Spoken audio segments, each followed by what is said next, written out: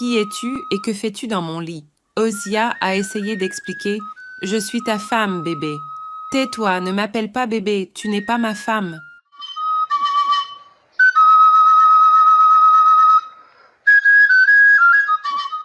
Comme le festival s'est terminé tard dans la nuit, Amaka et ses anciens amis ont aidé à nettoyer.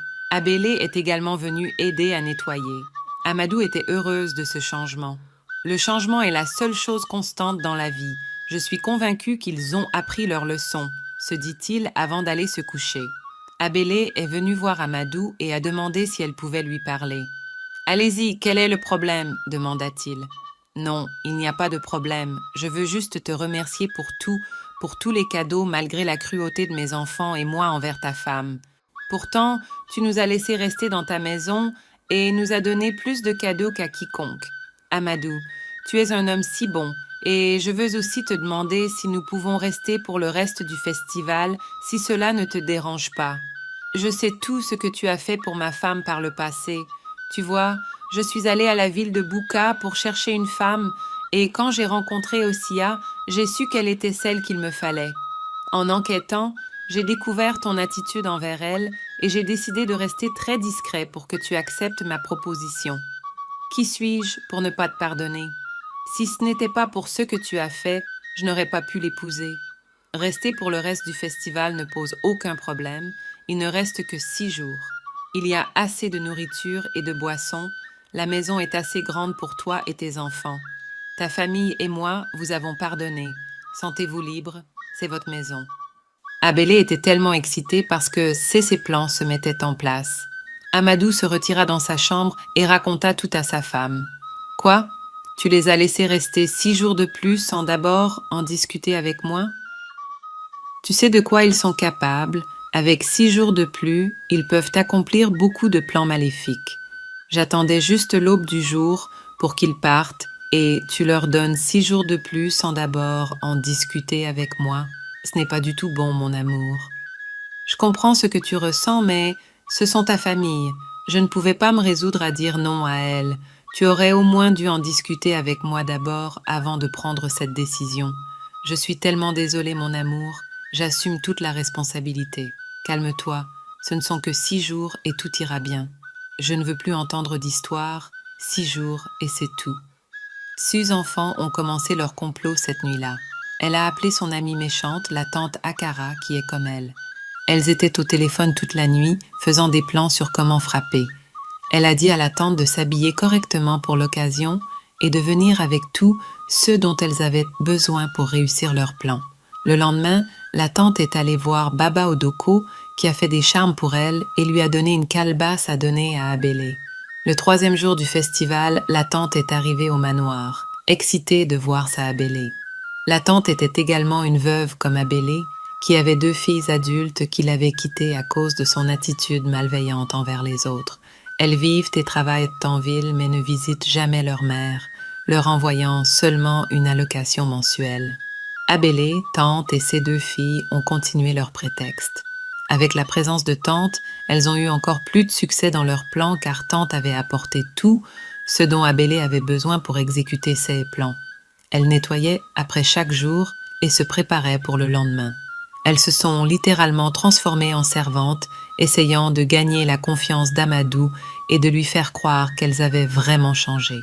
Elles pensaient que si elles pouvaient gagner Amadou à leur côté, Ossia serait une marche facile et elles ont réussi avec tous leurs prétextes. Amadou était une personne très libre d'esprit qui croyait que tout le monde pouvait changer pour le mieux. Il croyait en la seconde chance plus que quiconque. Le 7e jour du festival, qui est aussi le dernier jour, Abélé a décidé de mettre en œuvre un grand plan.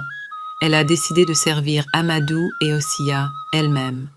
Elle a dit à la servante de ne pas s'occuper de leur apporter la nourriture qu'elle allait le faire elle-même. Elle a ajouté la portion et l'a apportée à Amadou et Ossia. Ossia n'aimait pas que Abélé les serve, mais Amadou lui a dit de laisser tomber, que c'était sa mère et qu'elle devait lui pardonner. Abélé a goûté la nourriture devant eux, juste pour leur prouver qu'elle était en bon état. Comme la portion était spécialement faite pour Amadou, elle ne pouvait affecter personne d'autre, et puisque ce n'était pas une portion pour tuer, elle n'avait rien à perdre.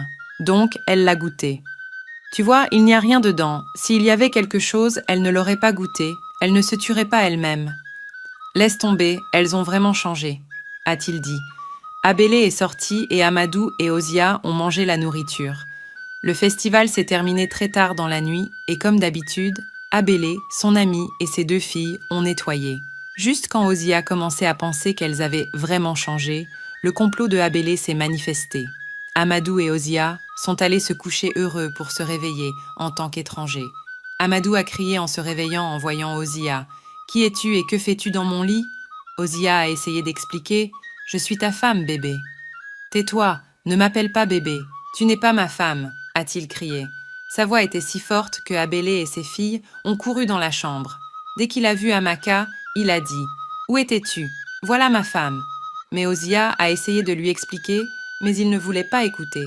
« Sors de ma maison immédiatement, espèce d'imposteur cruel. » Ses anciens amis l'ont aidée à la pousser dehors. Elle a couru vers certains de ses proches et leur a expliqué ce qui s'était passé, mais ils ne pouvaient rien faire. Ils savaient que ce n'était pas ordinaire, mais Abélé avait utilisé un charme très puissant. Ils lui ont demandé de rester avec eux, en attendant de trouver comment le ramener à la raison. Ozia était enceinte de 4 mois quand elle a été chassée de la maison. Un jour, un message est venu du village que son grand-père était décédé. Alors elle a décidé d'aller rester avec sa grand-mère Mamachidi. 4 mois se sont transformés en 1 année. Elle a accouché d'un petit prince mignon. Comme Mamachidi était vieille et ne pouvait plus travailler, elle devait travailler dans les champs des gens et vendre des petites choses pour nourrir elle-même, son fils et sa grand-mère. Personne ne savait qu'elle était mariée à un milliardaire.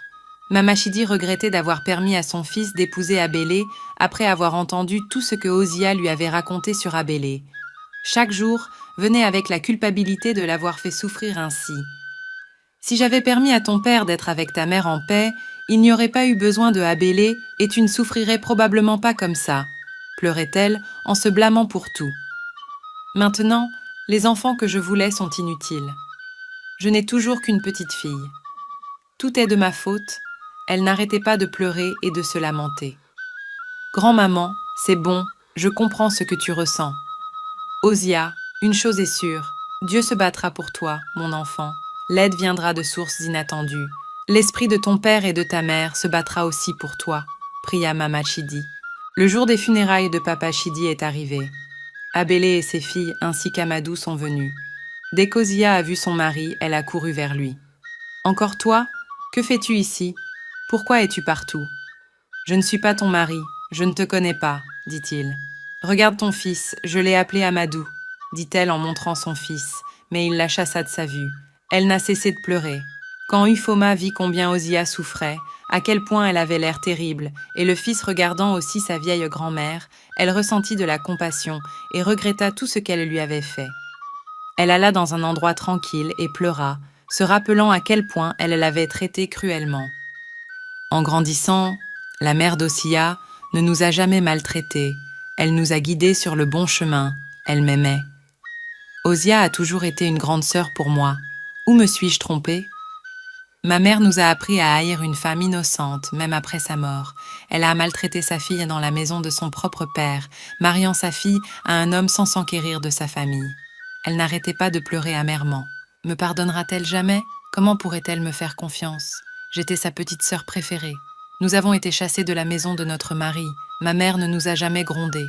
Ma mère est le véritable diable ici. Elle n'arrêtait pas de pleurer. Elle était triste tout au long de l'enterrement. En rentrant chez Amadou, son attitude a changé. Elle a dit à sa mère qu'elle ne ferait plus partie de leur plan diabolique. Mais sa mère a menacé de la tuer si elle disait un mot. Alors, elle est retournée en courant au village pour voir Ozia. Dès que Ozia l'a vue, elle a pris un couteau et a menacé de la tuer et de se tuer elle-même. Mais Mamachidi l'a suppliée de l'écouter. Alors elle a tout expliqué, ce que sa mère et sa tante avaient fait. Elle a pleuré et supplié Ozia de lui pardonner et a promis de l'aider.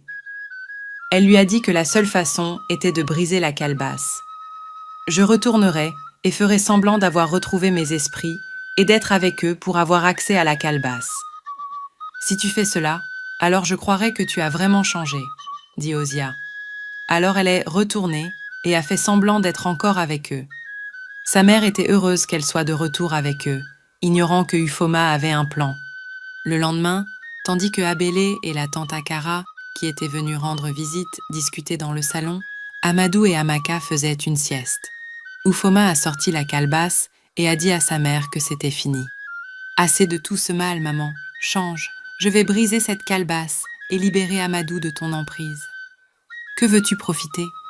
Ça ne touche même pas Amaka. Elle t'a dit que tu voulais toujours l'argent.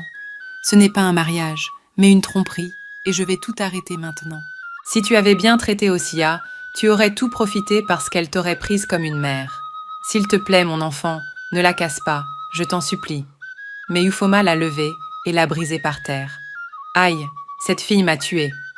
Le bruit de la scène a réveillé Amadou et Amaka. Dès qu'il l'a vue, il l'a reconnue. Que fais-tu dans mon lit, Amaka? Sors de mon lit. Où est Ossia? Il est sorti et a vu Abélé pleurer. Que se passe-t-il ici? Où est ma femme? Il a ordonné que tout soit verrouillé. Personne ne sort ni ne rentre.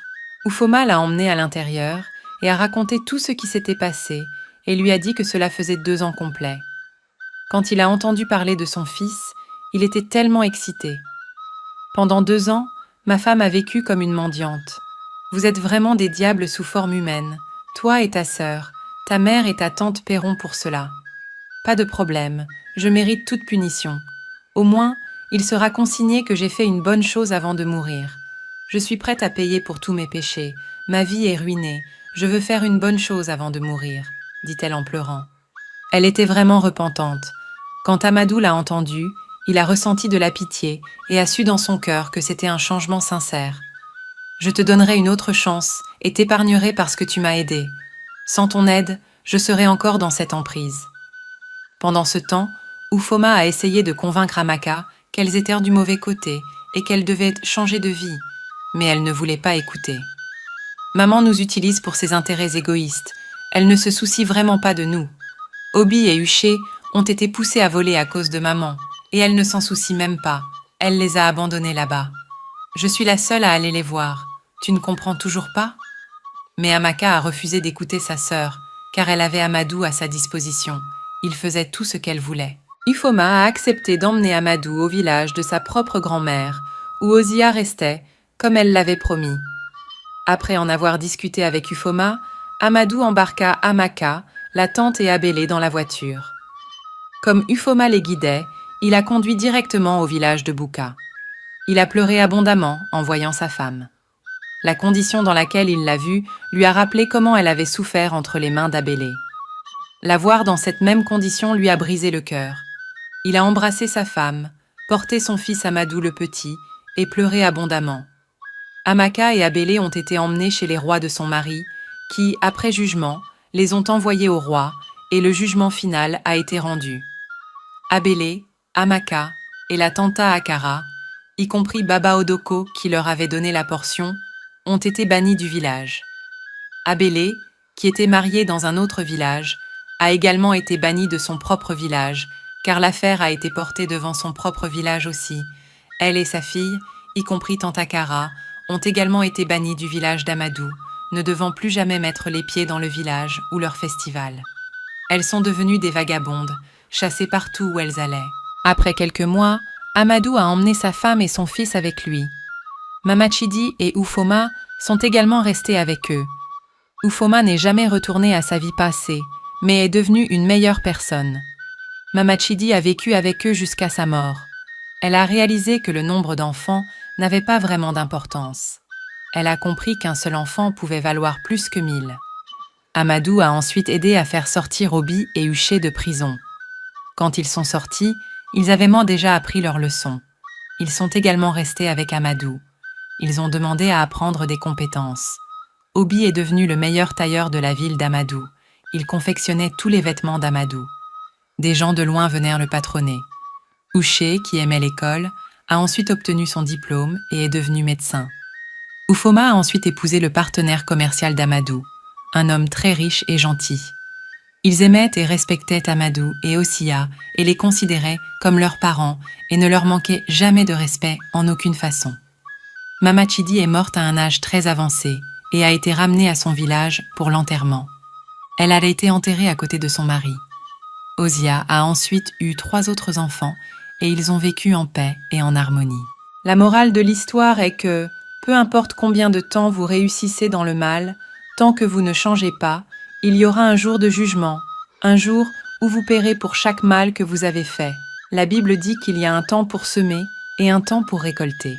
Les graines de mal que vous semez viendront en multiples récoltes de mal, car la récolte est toujours plus grande que la graine. Vous récolterez ce que vous semez. Semez la gentillesse, semez l'amour, semez l'humilité, semez la compassion et la miséricorde pour pouvoir avoir une bonne récolte. Merci d'avoir regardé. J'espère que vous l'avez apprécié. Aimez, partagez et commentez. Et s'il vous plaît, abonnez-vous et activez la cloche de notification pour être averti à chaque nouvelle publication. Commentez également les leçons que vous avez apprises et d'où vous regardez. Que Dieu vous bénisse. Je vous verrai dans ma prochaine vidéo. Au revoir.